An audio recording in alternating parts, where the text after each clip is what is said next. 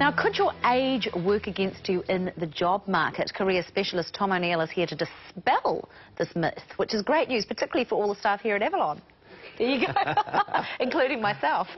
So what are the myths surrounding, as you get older, not being able to get a job? What are the myths? What can you dispel for us? Yeah, sure. Well, a lot of people, older people, of course, they just sort of run into that whole sort of, you know, the competitors are younger, have degrees or certificates, or they're, you know, flashy, etc. But in my experience over the last, I've been in recruitment and HR now for 20 years, and 20 years ago, yeah, they were recruiting generally as a whole the bright young things. Okay. But I've really noticed over the last 20 years, especially with social networking coming into play, Twitter, Facebook, all that stuff, that there's a slow resurgence towards the older person because they're more reliable. You know, they're not on Facebook, they're not on Twitter all the time, you know, and they're not texting, you know, left, right and centre.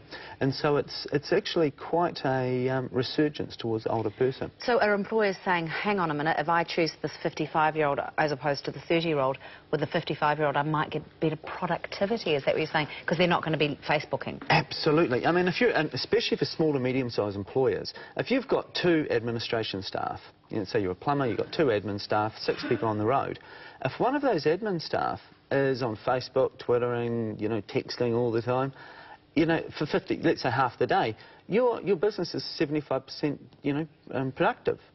And so really, in real terms, in real dollar terms, it makes a massive difference. Some companies have actually, put blocks on some of those social networking sites as well. They just have to, because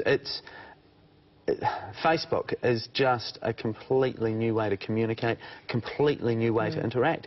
And if it's sitting there, so many people just default to it because it's just a great way to communicate. Let's talk about this age thing, though, in terms of how you should present yourself, because we've had various CV advisors like yourself on the show. Some have said, don't put any dates on your CV. But to me, that just blares out, I'm old. Yeah. So how can you do it? Yeah, sure.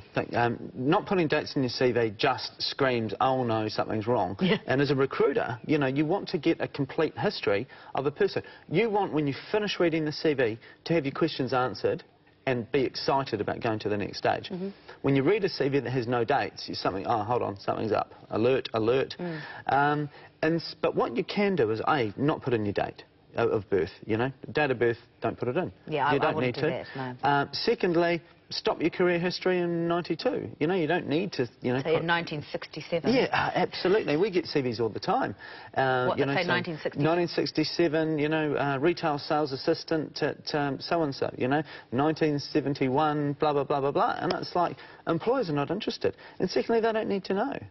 So what we suggest is, you know, you put your career history reverse chronological so from 2010 backwards, yep. But and then stop at, you know, 92 or 91. 20 years ago. 20 years, exactly. Then just put prior, involved in the sales industry or involved in the customer service industry for, you know, state insurance and ASB. How should mature people, and when I say mature, you know, say the 55 plus, how should they present themselves at job interviews to secure the job?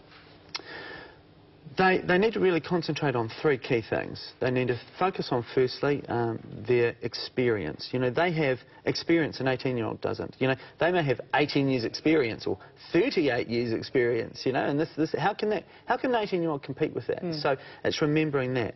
It's remembering that they are a reliable person, you know. Are you going to give your keys to, you know, going away for a week as a business owner? Who are you going to give your keys to? A 65-year-old person or an 18-year-old person? You know, there's that sort Probably of... a 65-year-old person. That's right, you know, there's that ingrained trust. And then also loyal. You know, older people are more loyal to their employers. You know, a younger person generally will, you know, job hop and, you know, best opportunity. And that's fine, that's great, and that's how it's moving. Yes. But an older person will concentrate on being just more loyal and be someone that, you know, is going to be there 5 minutes early, not 5 minutes late. Just, I mean, it's a really sort of sensitive topic, and I know for, you know, women of childbearing age, you know, there is that impression that sometimes employers don't want to employ you because they think, oh, she's going to go off and have babies. Is there any way you can sort of promote that maybe you're not going to go off and have babies as being a plus? without sounding a little bit prejudiced, do you know what I mean? Yeah. As a 55-year-old? Yeah, again, it's just trying to show that loyalty, you know, trying to demonstrate that you don't necessarily want to say, you know, something quite like blatant, that. yeah. But I mean, you want to infer it maybe through your interview, that just concentrating on your loyalty, concentrating on your experience, concentrating on your solid work history. You know, by doing that, it's going to send a message to the employer that, hey, this person's stable, this is the sort of person we want. All right. Well, we didn't get on to young people who are also finding it hard to get jobs. Maybe we can do that next time, because that's also been part of our GM chat. But great to have you on the show. Thank you so much, Tom. Thank you so much. Cheers. For information about Tom, you can head to our website,